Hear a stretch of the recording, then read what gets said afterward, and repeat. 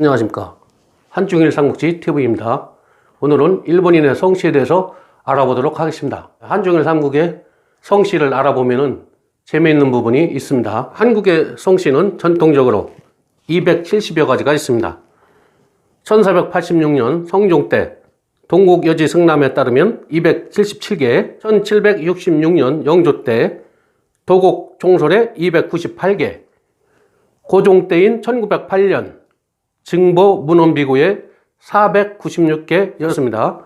고종 때 이처럼 늘어난 것은 저서에서 유추 가능하듯 우리 역사서에 보이는 모든 문헌에 나오는 성씨를 전부 기재했기 때문입니다. 참고로 1960년 대한민국 국세조사에서 258개의 성씨로 나타났습니다.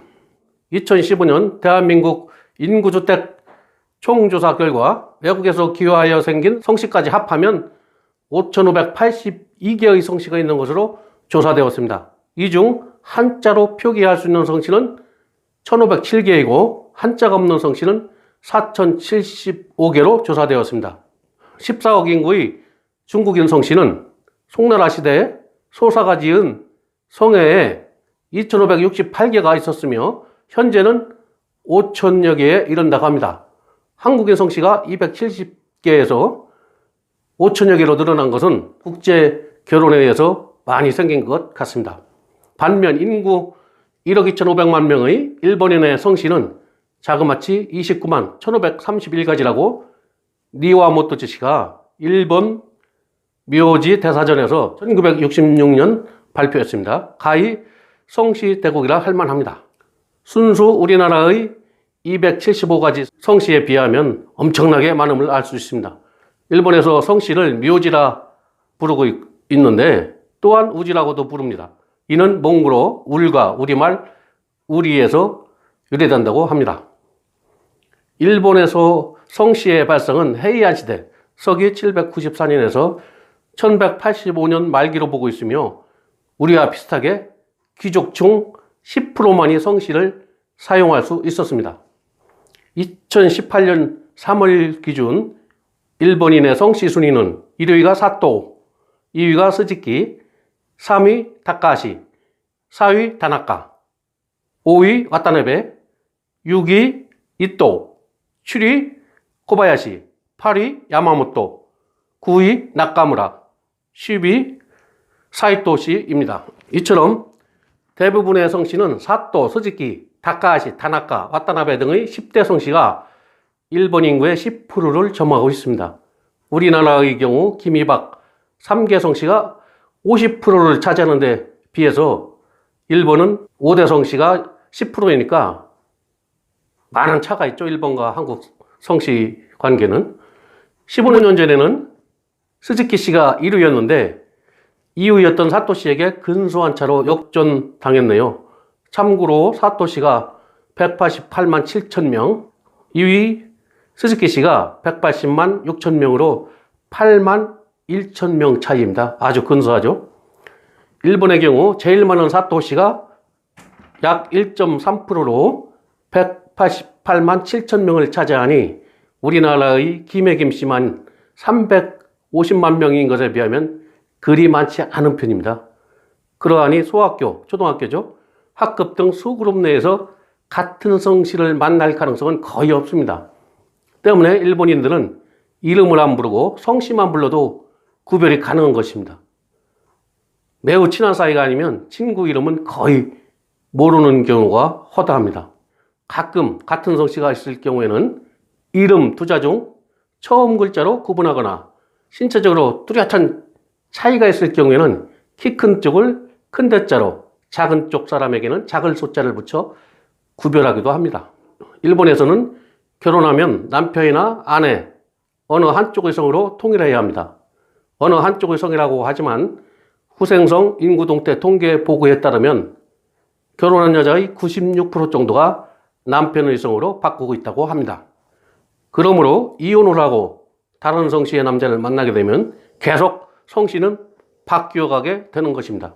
이러한 부당성을 지적하며 일부 페미니스트를 중심으로 국회에 청원하고 한국처럼 여성들도 별성 사용을 허용해달라 했지만 아직도 갑론을박 중입니다.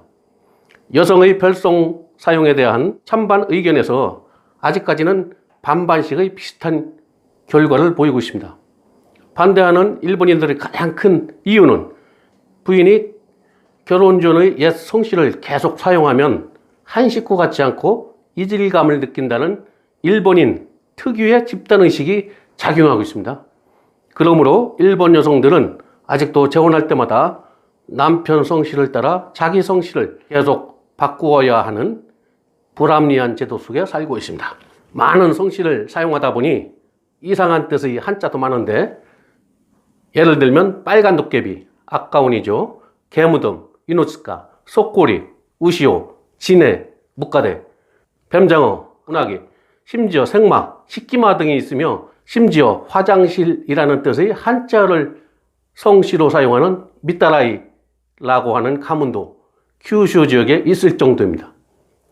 20여 년 전 성씨 때문에 중국 사업에서 망한 노지리 안경점이 있었습니다. 노지리 안경은 일본에서는 꽤나 유명한 브랜드인데 중국에서는 전혀 먹히지 않았다 합니다. 왜냐하면 상품이 아무리 좋아도 브랜드명에 큰 문제가 있었기 때문입니다. 일본인 노지리 안경 회장이 거금을 들여 중국에 투자한 고품격 일본 안경이 왜 안 팔리무니까 하고 지사장을 닥달하자 한참을 연구하여 보고서를 올리게 되었는데, 그 이유가 그럴듯합니다. 즉 중국에서 노지리 일본 고품격 안경이 안 팔리는 이유는 바로 상표명 노지리가 들판의 엉덩이라고 해석되었기 때문이라고 합니다. 들판의 엉덩이 정도로 풀이가 되는 노지리란 한자어의 의미가 영 기분 나쁘고 상품마저 하찮게 보였던 것입니다. 중국 사람들에게는. 그러기에 일본인들은 성씨를 아무렇게나 붙이면 안 되는데, 아무리 고구려 백제인들처럼 두자성의 복성을 쓴다 하여도 그렇지 그렇게 막 쓰면 되겠습니까? 일본에서 소프트뱅크의 손정의 사장이 외자인 손씨를 고집하여 일본 손씨의 시조가 된 사연은 너무 길어 생략합니다. 묘수로 손씨를 일본의 하나의 성씨로 올려 손마사요시라 부르는데, 한국인이 일본 성씨로 변경할 때 하나의 좋은 모델이 되었습니다. 하여튼 성씨는 성과 씨가 합쳐서 된 것으로 중국이나 일본에서는 정확히 구분합니다. 한국에서는 본관이 씨이고 장인이 이인이 하는 것이 성이 됩니다. 일본에서는 우지와 카바네가 우리보다 광범위하고 복잡합니다. 카바네는 직업에 따른 성씨 붙임입니다. 성은 본래 모계사회의 습성이 남아 강수에 살던 여성을 강씨라 하였고, 희수에 살던 여자를 희씨라 하면서 중국 성씨는 시작되었습니다. 이상 오늘 방송을 마칩니다. 시청 감사합니다.